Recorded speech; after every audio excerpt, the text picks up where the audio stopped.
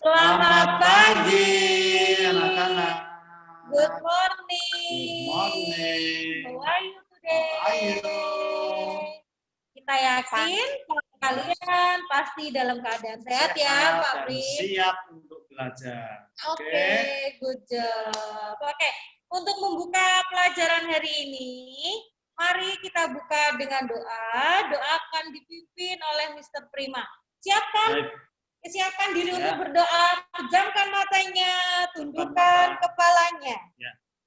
Anak-anak, mari kita berdoa menurut agama dan kepercayaan masing-masing. Pak Prima pimpin dengan Muslim. Ya Allah, ya Tuhan kami, bersyukur kepadamu atas limpahan rahmat berkat sehingga kami dapat berkumpul, dapat melakukan pembelajaran melalui Zoom dalam keadaan sehat, tidak ada halangan suatu apapun. Ya Allah, tuntunlah kami dalam pembelajaran hari ini. Kita akan belajar tematik tema 4, subtema 4, dengan judul hidup bersih dan sehat di lingkungan umum.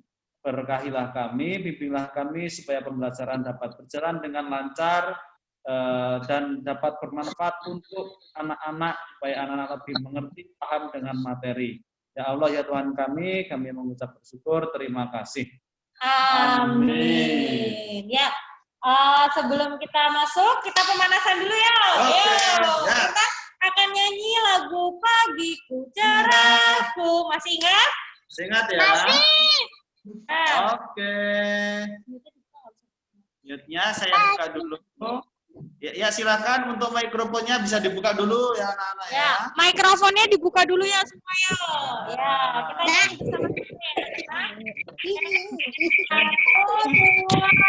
kita nyanyi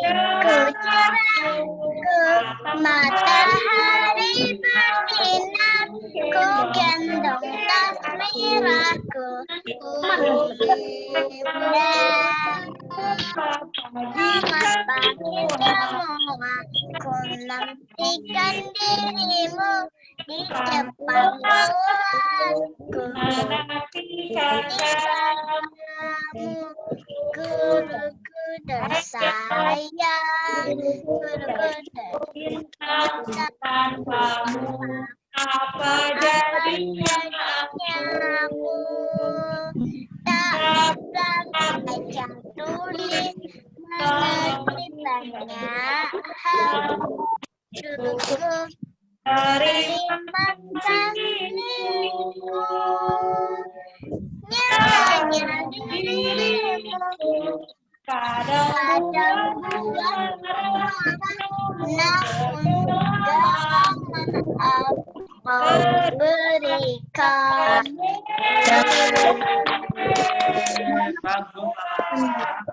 Sekarang mikrofonnya dimatikan. Semuanya.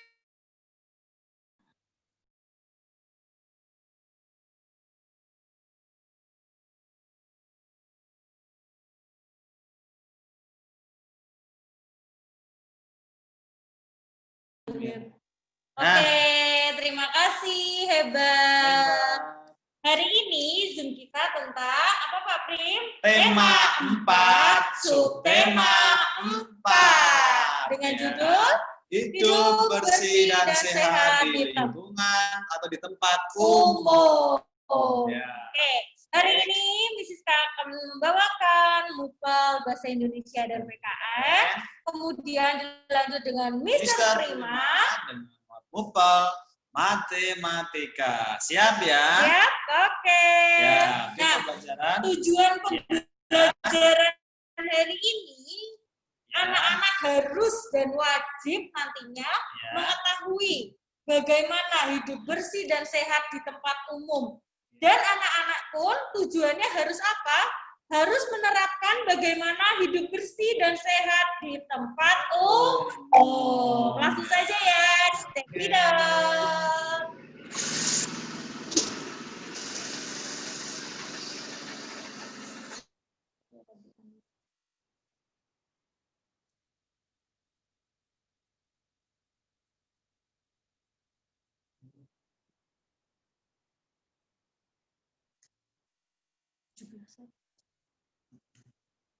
Oke, anak-anak. Sekarang yaitu tentang pembelajaran tematik tema 4, subtema 4. Hidup bersih di tempat umum. Ayo mikrofonnya dimatikan dulu ya. Pembelajaran kali ini disusun oleh Miss Francis Karani, Dasar Sarjana Pendidikan, dan Mr. Prima Widiatmoko, Magister Pendidikan. Nah, anak-anak, apa yang dimaksud dengan tempat umum? Tempat umum itu adalah milik kita bersama. Jadi tidak ada milik pribadi. Contohnya pasar, jalan raya, terminal, dan tempat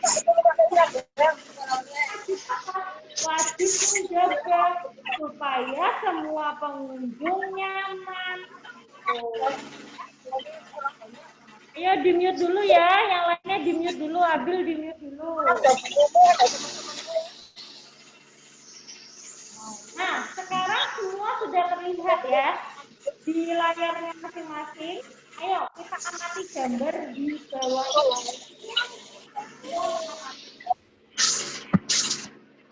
Tolong untuk mikrofon yang masih menyala bisa dimatikan dulu ya. Ya, mute dulu. Jangan diutak-atik dulu ya, mau dimatikan dulu, jangan diutak-atik dulu. Masih menyala.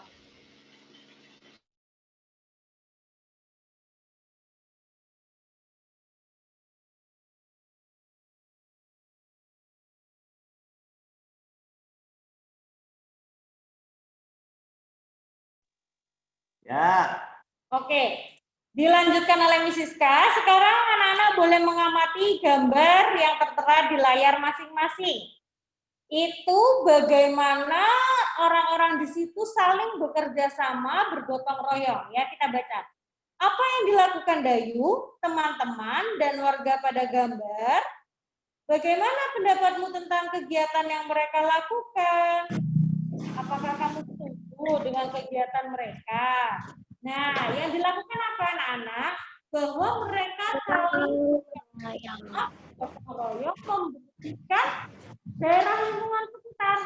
Karena lingkungan sekitar itu adalah tempat umum dan harus dirasakan bersama, sehingga harus selalu tampak bersih dan rapi. Nah, juga kalau lainnya ada hutan. Hutan itu apa toh? Hutan itu paru-paru dunia. Kenapa disebut paru-paru dunia? Karena hutan adalah sumber oksigen terbesar di bumi. Pohon-pohonnya rindang itu akan menghasilkan oksigen yang kita hirup. Kelestarian hutan wajib dijaga. Jangan ditebang, dibakar, atau dirusak. Berbahaya bagi kehidupan.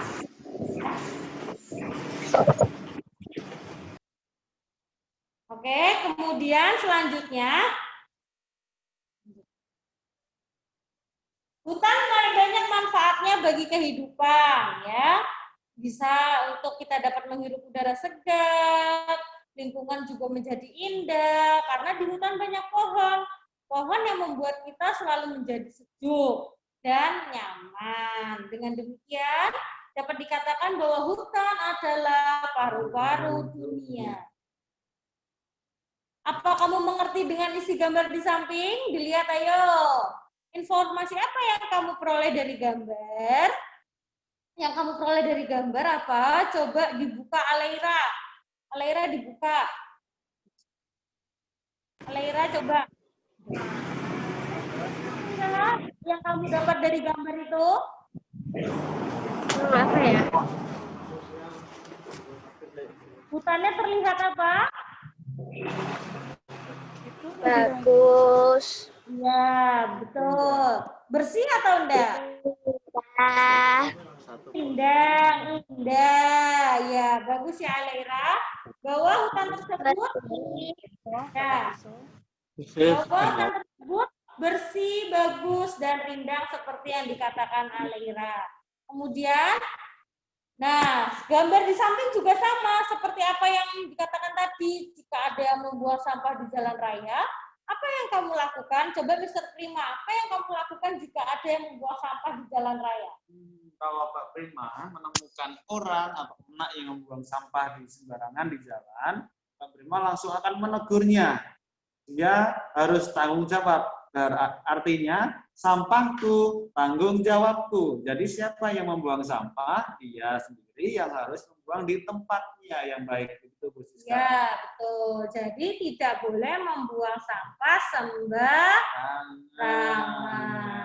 Ya. Nah, jalan raya yang bersih dan sehat itu jalan raya seperti apa? Nah, bisa dilihat semua, bisa melihat ya di layar kacanya. Jalan raya sendiri adalah sarana untuk transportasi darat. Nah, kalau kotor, banjir, bisakah digunakan? Kan tidak. Sehingga jalan raya memiliki fungsi yang vital untuk manusia karena sebagai sarana kegiatan ekonomi, juga untuk mendukung mobilisasi penduduk, sebagai alat penghubung dan pendukung kegiatan rekreasi olahraga. Jadi jalan raya pun harus kita rawat semua, tidak hanya Misiska, tapi anak-anak, bapak ibu, mama papa, kakek nenek, semua orang. Supaya kita bisa menggunakan bersama-sama. Nah, seperti yang ada di percakapan ini. Bu, mengapa sampah dan barang bekas itu dibiarkan menumpuk?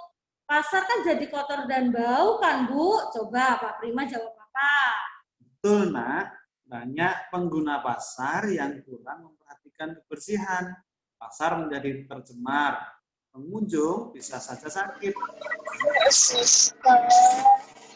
Seharusnya kita peduli lingkungan. Jadi kalau pasarnya itu kotor, kumuh, membuang sampah sembarangan, itu akan menimbulkan ketidaknyamanan untuk pengguna pasar lain.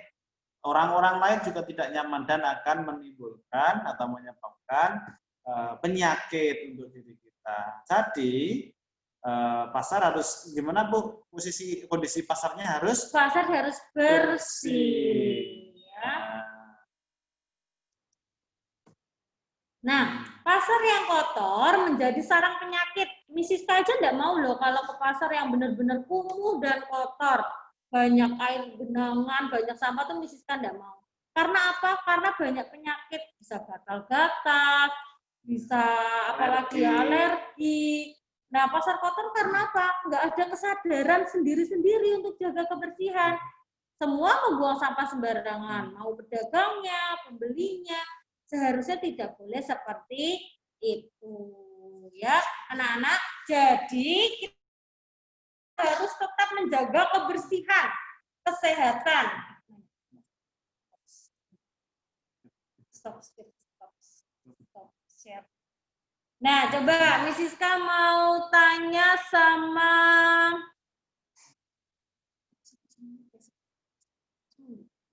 Bram dibuka dulu Bram ya. Misiska mau tanya sama Bram, bisa dibuka ya Bram ya? Ayo Bram, coba diklik unmute. Ya, Bram sudah aktif. Bram, coba Misiska tanya, apa yang kamu lakukan untuk menjaga kebersihan di tempat wisata? Misalnya kalau kamu ke pantai, apa yang kamu lakukan supaya pantai tidak kotor? Membuang sampah. Membuang sampah. Oh ya, tidak membuang sampah sembarangan. Good, pintar. Kemudian coba Alano,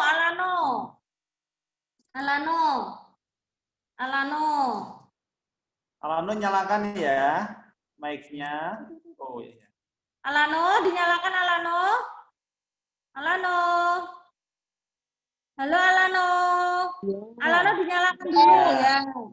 Alano, Misiska bertanya, apa yang kamu lakukan ketika Alano melihat orang lain membuang sampah di jalan raya atau membuang puntung rokok di jalan raya? Apa yang akan dilakukan Alano? Mengambilnya terus dibuang sampah. Oh, Alano sangat hebat. Alano akan mengambil sampah tersebut dan kemudian dibuang ke tempat sampah. Kita harus memberi jempol Alano 2 jempol. Karena apa? Alano ada kesadaran untuk menciptakan lingkungan yang bersih, ya. Semua anak-anak pun harus seperti itu. Nah, jadi evaluasi dari MUPEL, PKN dan Bahasa Indonesia ini bahwa kita sebagai manusia harus sadar akan kebersihan lingkungan, ya. Pesan Miss Siska, tetap terapkan hidup bersih dan sehat, jaga protokol kesehatan. Untuk tugasnya kita menunggu dari setelah Mr. Prima. Oke, selamat pagi anak-anak. Tadi Bu Siska sudah menyampaikan tentang materi PPKN dan Bahasa Indonesia, hidup bersih dan sehat di lingkungan tempat umum atau di tempat umum. Nah, hari ini Pak Prima akan menyampaikan materi matematika. Ya, baik. Jadi,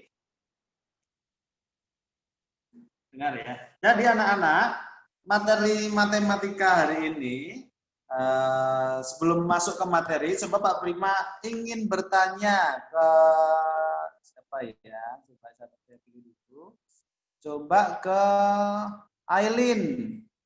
Aileen bisa dinyalakan mikrofonnya.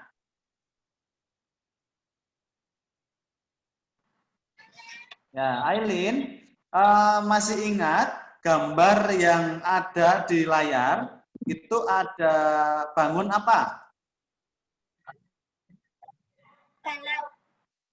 Bangun ruang balok. Ya, ini merupakan bangun ruang balok. Betul. Sekarang saya pindah lagi, tanya ke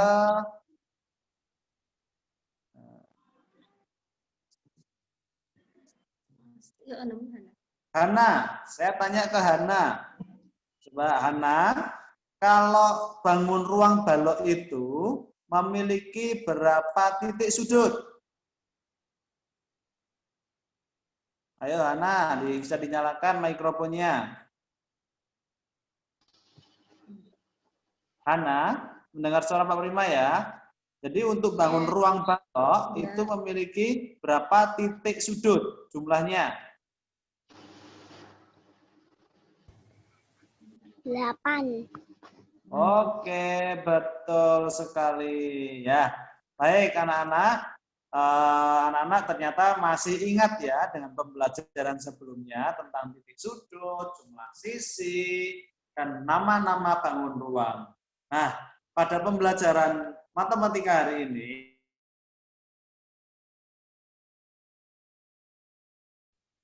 pola barisan bangun ruang.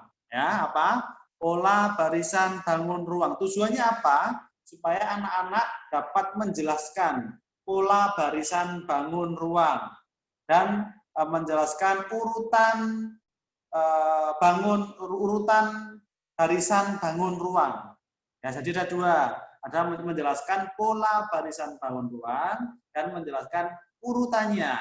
Setelah ini bangun apa, setelah ini bangun apa, itu nanti akan kita pelajari bersama-sama.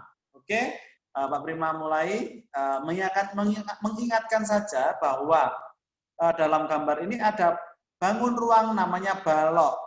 Nah, dia memiliki banyak rusuk itu 12. Rusuk itu yang mana sih? Rusuk itu yang ini 1, 2 ya, garis ini rangkanya itu rusuk. Itu totalnya 12. Kalau titik sudut itu ada 8, di mana yang diwarnai, dilingkari warna merah ini titik sudut.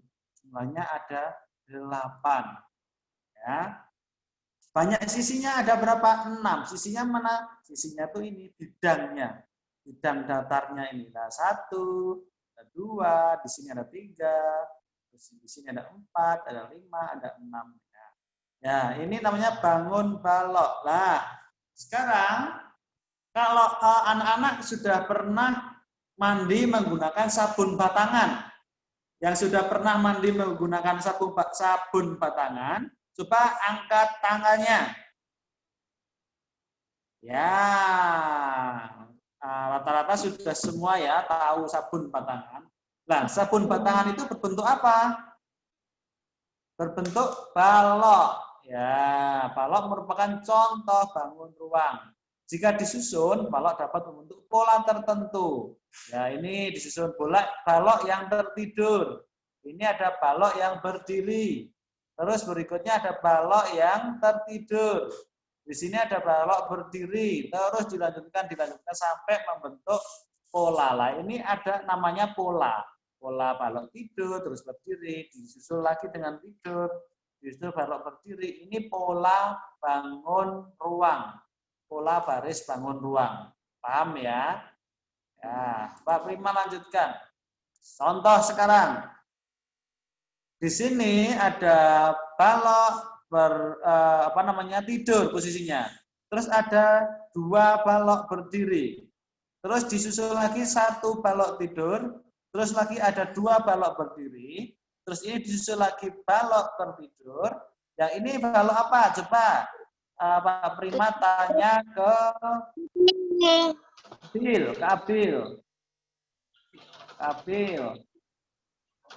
Ayo.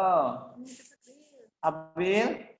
Ini gambar berikutnya berarti balok posisinya tidur atau berdiri? Atau saya pindah ke sini, Agnes Clara. Agnes Carla. Diri. Oh Nah, ya, betul. Berarti balok yang disusun secara berdiri. Oke.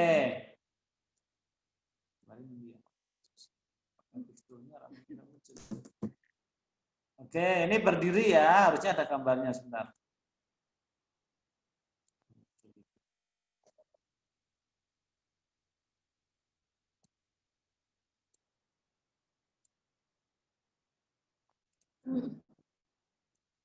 Ya, oke. Kalimat lanjut lagi.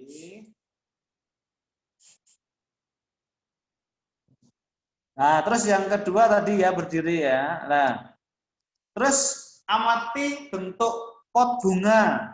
Nah, ini ada pot bunga di sini anak-anak. Pot bunga ini membentuk bangun apa? Bangun ruang tabung. Ya. Nah, sedangkan tabung merupakan contoh bangun ruang ya. Tabung bisa disusun membentuk pola tertentu. Contoh, amati pola bangun ruang tabung di bawah ini. Ya, ini ada tabung berdiri. Ada tabung 2 tabung berdiri. Terus ini tabungnya tidur, miring. Terus disusul lagi 2 tabung berdiri. Disusul lagi 1 tabung miring. Disusul lagi 2 tabung berdiri. Disusul lagi tabung miring. Nah, jadi ini membentuk pola bangun ruang itu juga dibentuk dari kombinasi 2 bangun ruang atau lebih. Ya, jadi ada 2 bangun ruang. Contohnya ini kombinasi bentuk 2 bangun ruang atau lebih. Ini bangun apa? Tabung. Yang ini bangun kubus. Yang ini bangun balok. Berarti ada 3 bangun ruang.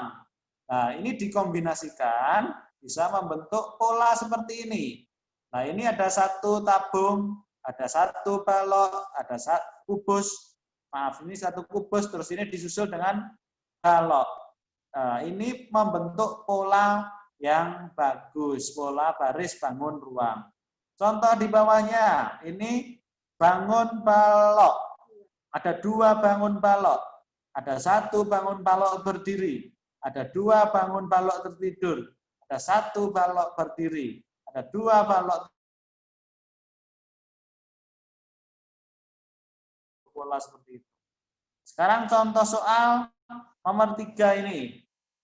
Ada 1 bangun tabung. Ada 1 bangun balok. Ada 1 bangun kubus. Nah, seperti itu. Ini baris yang kedua juga itu. Yang ketiga seperti itulah. Ini ada bangun apa? Coba Pak Prima akan bertanya ke Pak Prima akan bertanya ke Ya. Dan balok. Ucin, bangun apa? Balok. Abang dan balok. Bangun. Tabung Ini bangun apa? balok. Bangun tabung dulu. Tabung. Betul sekali. Coba sekarang bisa dinyalakan ya. Mikrofonnya dinyalakan semua. Ya, tapi tetap mendengarkan penjelasan Mbak Prima. Sekarang yang terakhir ini ada bagian paling kiri, ada bangun, balok, terus disusul kubus, disusul tabung berdiri, terus disusul balok lagi. Nah, sekarang ini bangun apa ya anak-anak? Kubus sama tabung. Oh. Terus ini bangun. Yang berikutnya bangun. Tabung ada springnya ya.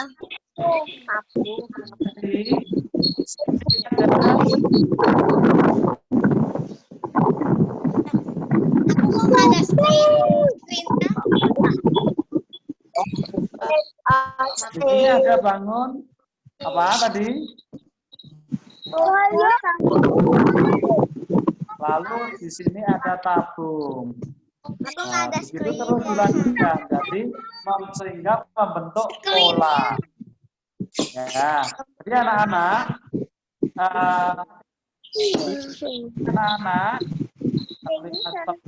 share-nya dulu, terus semua mute dulu ya.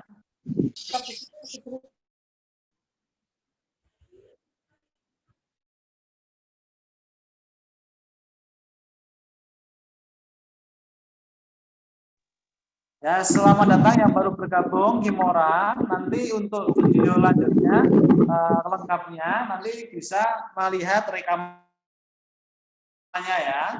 Ya, jadi maklumatnya.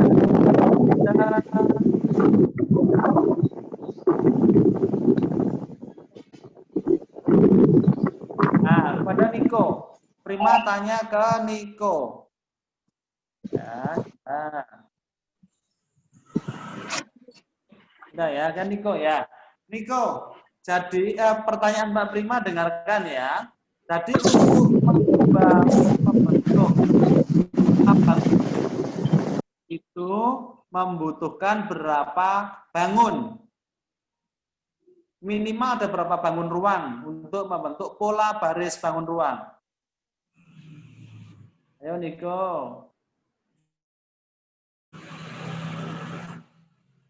Nggak tahu. Coba tadi kan ada contoh bahwa ada balok satu berdiri, berikutnya ada yang tertidur. Terus ada balok berdiri, balok tidur. Artinya ada, coba Bu Danu bisa membantu menjawab.